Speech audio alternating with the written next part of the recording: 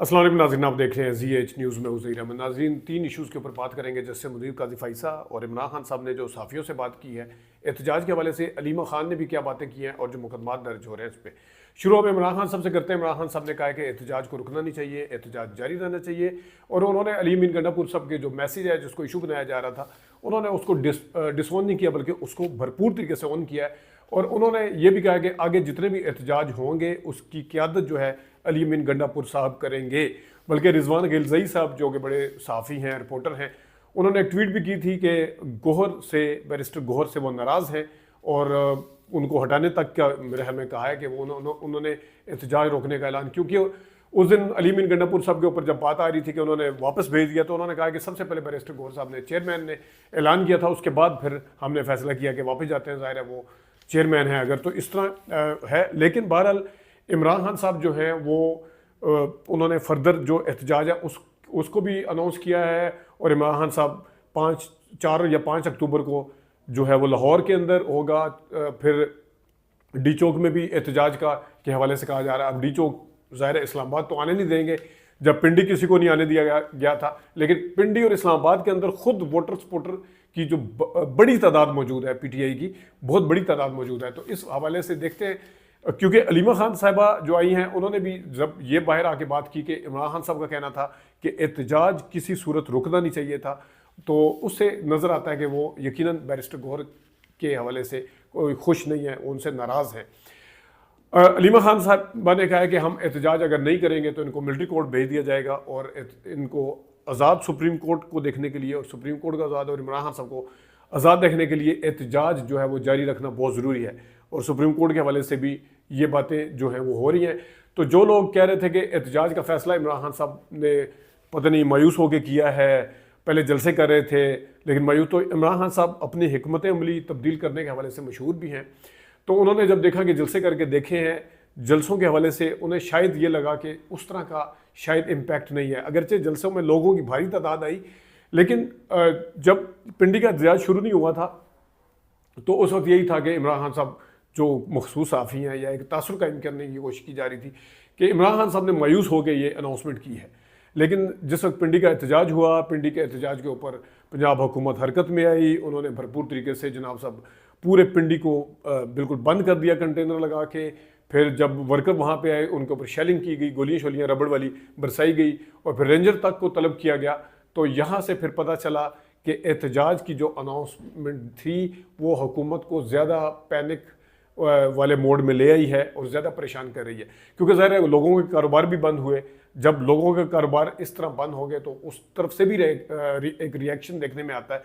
और उसके साथ साथ फिर अली मीन गंडापुर साहब का जो काफिला था वो एक आ रहा था, वो वापस चला गया।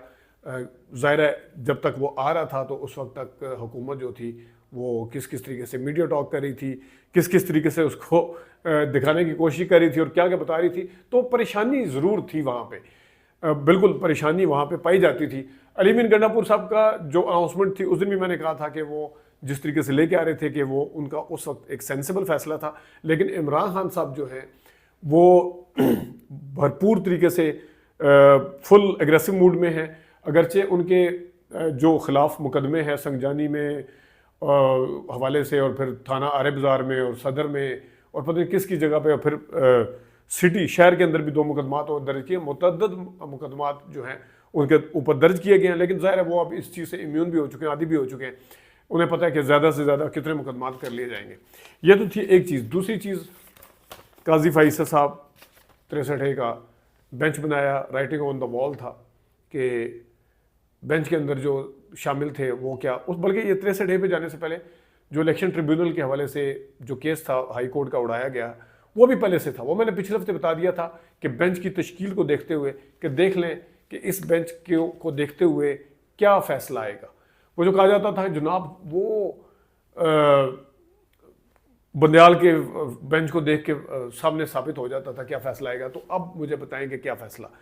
पहले से पता था, सारे कोर्ट रिपोर्टर भी ये कह रहे थे कि फ़ैसला क्या आएगा। वही हुआ, वही फ़ैसला आया कि हुकूमत को फ़ायदा पहुंचा, इलेक्शन कमीशन को फ़ायदा पहुंचा, और वही फ़ैसला आया जो काजी फ़ाइसा साहब के हवाले से मशहूर है। अब वो मेरिट के ऊपर भी अगर कोई फ़ैसला करना चाहे, अगरचे उसकी तवक्को तो बिल्कुल ना होने के बराबर है, तब भी ये जाएगा कि ये फ़ैसला जो है फ़लाँ को फ़ायदा पहुँचाने के लिए दिया गया। इस हद तक अब ये इंप्रेशन बन चुका है। 63A पे अगर आए, उसमें भी आपके सामने है कि फैसला किस किस्म का। अब जो काजी साहब के लिए जस्टिस मुनीब ने सवालात उठाए हैं वो तो बड़े जायज़ हैं। उन्होंने कहा कि मंसूर अली शाह साहब ने ख़त लिख के आपसे सीरियस सवाल पूछे थे और आपने आगे से अपनी कामयाबियां गिनवाना शुरू कर दी और मेरे पे इल्ज़ामात लगाना शुरू कर दिए।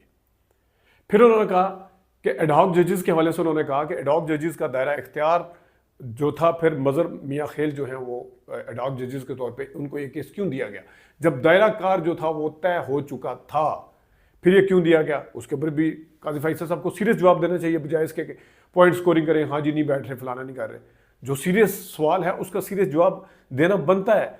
और फिर सबसे बड़ी बात, काजी फैसल साहब से जो उन्होंने सवाल पूछा कि आप जुलाई और अगस्त की मीटिंग में थे और आपने तजवीज़ दी थी कि मंसूर अली शाह साहब जो है 63A की नजरसानी का फैसला करेंगे और केस सुनेंगे, सरबराही करेंगे।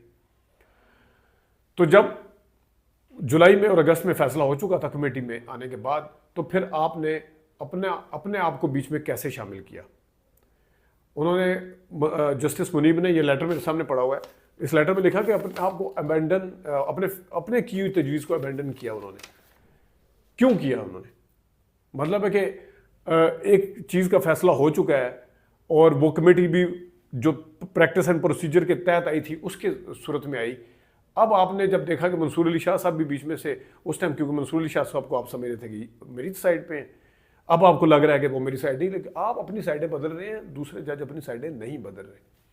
Practice and procedure bill, practice and procedure का आपने क्रेडिट लिया, उसके ऊपर आपने यू टर्न ले लिया। यू टर्न है ना, ऑर्डिनेंस को कबूल करना यू टर्न है।